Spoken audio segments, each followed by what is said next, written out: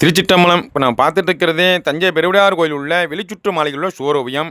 சிவலிங்கத்துக்கு பின்னால் பாருங்க, சிவலிங்க திருமேனிய ஒரு நாரை வணங்குவது போல சித்திரம் சித்தரிக்கப்பட்டிருக்கும். இந்த சித்திரம் அரசர் காலத்தில் வரையப்பட்ட சித்திரம். இன்னும் எத்தனை தலைமுறை அதை பார்க்க போது, இதனுடைய வரலாற்றை தெரிஞ்சுக்க போதுன்னு தெரியல. நிறைய சித்திரங்கள் மறைஞ்சு போயிருக்கு தஞ்சை பெருவுடையார் கோவிலில். இதனுடைய வரலாறு பார்த்துக்கிட்டிங்கன்னா, இந்த நாரை மதுரையம்பதியில் ஒரு தாமரை குளத்தில் வாழுது, அங்குள்ள மீன்களை பிடிச்சி தின்னு. இவ்வாறு இருக்க சில காலத்தில் மழை இல்லாமல் போகுது, குளத்தில் நீர் வற்றி போயிடுது, இந்த நாரைக்கு உணவு கிடைக்கல, காட்டு பக்கம் பறந்து போகுது. அங்கே ஒரு நல்ல குளத்தை கண்ணால் காணுது. அங்கே சில யோகிகள்லாம் தபஸ் பண்ணிக்கிட்டு இருக்காங்க. இதை பார்த்துட்டு அந்த குளத்துலேயே அங்கேயே இருக்கலான்ட்டு முடிவு பண்ணுது. அவ்வாறு இருக்க அந்த குளத்தில் இந்த யோகிகள்லாம் சிவயோகிகள்லாம் நீராடுறாங்க. நீராடும் போது மீன்கள்லாம் அவங்க மேலே படுது, அவங்களுடைய சடாமுடி மேலே படுது. இதெல்லாம் அந்த நாரை பார்க்குது. இவங்க மேலே படக்கூடிய அந்த மீனை நம்ம சாப்பிட்டா நமக்கு பாபமாச்சு அப்படின்னு எண்ணுது.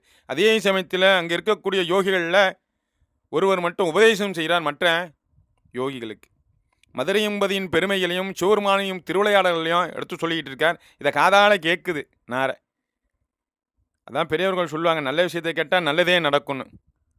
காதால் கேட்டுட்டு மதுரையம்பதியோட பெருமைகளை தெரிஞ்சுக்கிட்டு இது என்ன பண்ணுது நாரை மதுரையம்பதிக்கு புறப்பட்டு போகுது. அங்குள்ள பொற்றாமர குளத்தில் நீராடி மீனாட்சி சுந்தரேஸ்வரை வணங்குது 15 நாட்களாக. இப்படியாக ஒவ்வொரு நாளும் பொற்றாமர குளத்தில் நீராடுது, மீனாட்சி சுந்தரேஸ்வரை வணங்குது.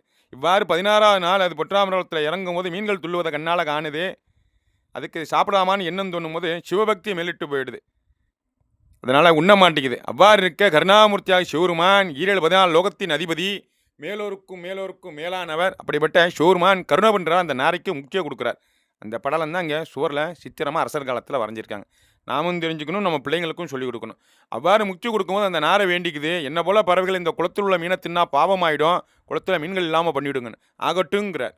திருச்சிற்றம்பலம்.